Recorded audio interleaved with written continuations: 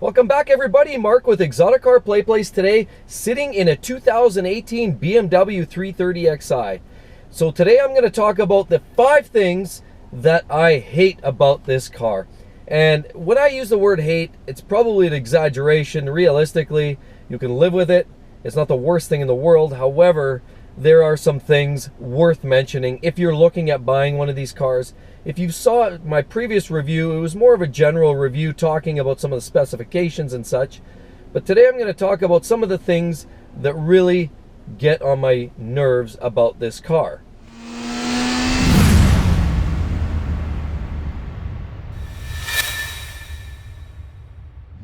So the first thing that I don't like too much about this particular car happens to be the simple fact that BMW, in all their wisdom, has switched over to a turbocharged 4-cylinder engine. Now, we all know that all the major manufacturers and the brands are starting to do this. Almost every brand, including Porsche, they're even switching their normally aspirated, their Carrera cars are going turbocharged. So we know almost every brand is doing this.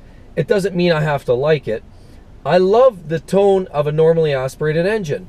And the inline 6-cylinder engine that came with the 330 back several moons ago, before they changed it to the Turbo 4, was a smoother, silkier engine, had a nicer power band, and quite honestly, quite frankly, produced a nicer sound. I don't like the 4-cylinder turbo in these cars. Although they make decent power, you do sort of lose some of the sensation, the crispness, and that whole driving sensation from that car. What can you say? I'm a sucker for the old style. So the second thing that gets on my nerves about the 2018 330xi happens to be with this beautiful iDrive system. So if you saw in previous videos, again, I make reference to that, there's a lot of improvements on this iDrive system. It's great in a lot of ways. It's great in the simple fact that, you know, a lot of the functionality is a lot more user-friendly, although I gotta say, when you start scrolling around through some of the menus, you realize a lot of it's fluff. You go into a menu, it tells you this, you go in, you click on it, there's nothing. Or, you know, I noticed that in the particular menu for the online instructions, the instruction manuals that are supposed to come in the system here, I tried to click on there, and lo and behold, nothing happened. So there's some inefficiencies in the iDrive system still that remain. But the big thing that bugs me about the whole iDrive scheme in this car really has to do with that wart. That wart of a display that sits on the dashboard that you can't get rid of. We know Audi has a unit that will shrink away. You press a button and it drops into the dash. That's a cleaner look. What ends up happening then for the display that shows on there that transfers over to the digital dash? Well, that takes me to the third thing that I don't like about this 330xi and of the 2018 car that I happen to be sitting in, and that is the simple fact that BMW has sort of lost touch. They're falling behind, in my opinion, on some of the technology. A lot of the safety features are here. They have a lot of great things for sure, like the dynamic lighting and some of those things. They have lane departure control, they have the active cruise control. There's a lot of features here that are great, but why aren't they updating the dash? I know there's a lot of feedback I've heard from people that are worried about those with Audis, that worry that at some point that digital dash display might die or might crash or might have a problem or eventually need replacement. That might very well be the case, but a lot of this stuff that can be said about a lot of the technology in these cars. There's a lot of things that can fail, and if it fails, it's going to leave you in a lurch. So this car here still runs the old school analog gauges, which again is in essence really is kind of old school. And it's time to step it up, BMW, straighten that out.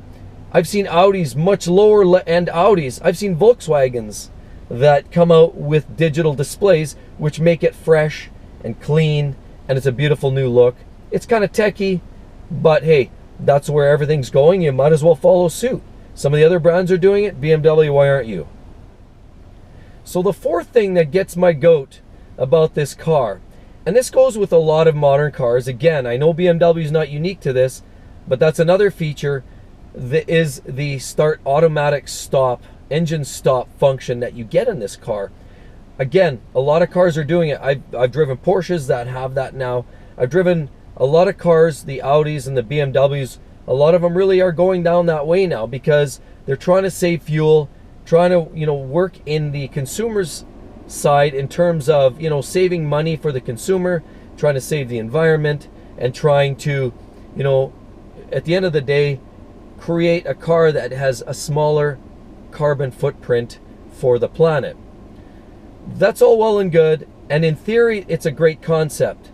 In the real world, where it kind of falls apart to me is every time that activates on and off. I know in this car here, I felt it a little bit stuttery. I've driven in the Porsches, which were a little bit cleaner getaway. You barely even notice it. It's almost unobtrusive. But in this car, a few times I found where it tried to restart, it almost sounded like it was spinning and trying to start a little harder than you would expect it to. And at no time did it actually experience a lack of starting, but it makes me wonder if you're going to start seeing problems with the ring gears and the flywheels and the starters. We all know that stuff's built a little more duty, you know, it's built to a higher duty cycle, but realistically, there's a high probability that you're going to change some of those parts a lot sooner than you would in a regular car. And for me, why impose extra maintenance tasks on a car? And the fifth thing that gets on my nerves about this BMW 330, and it comes around to the fact that because it's a 4-cylinder engine and because it's turbocharged, the exhaust note is excruciatingly underwhelming. It's the kind of sound that, well, almost like a flatulating lawnmower at times, to be honest. There's a small range in the RPM where it starts to sound crisp when you're revving it up and it's in the Sport Plus mode, and it just sort of dials it in right, and it does sound a little better. But if you're talking about the exhaust note, even off idle and just general driving around, it is so awe-inspiring that it really, really leaves something to be desired. And that again takes us back to the fact that they replaced the inline 6-cylinder engine with this 4-cylinder turbo engine, and of course that to me really takes away from the sporting experience of a car. The exhaust is quiet and it's really underwhelming, and to be honest, it just doesn't have a tone that's very inspiring.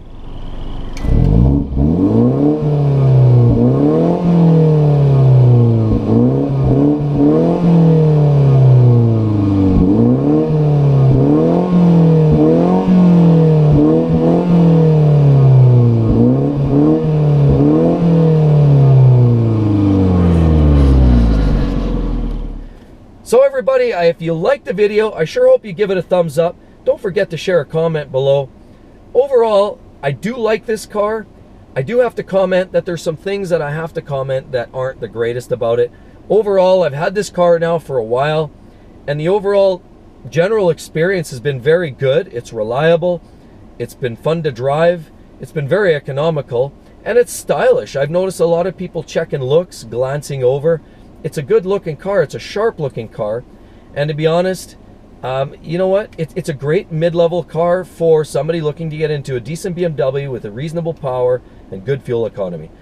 Make sure you subscribe to my channel, thumbs up, like, share, and we'll talk to you guys on the next one. Thanks again for coming out. Mark here signing out with ExoticCar PlayPlace. Thanks again. Bye-bye.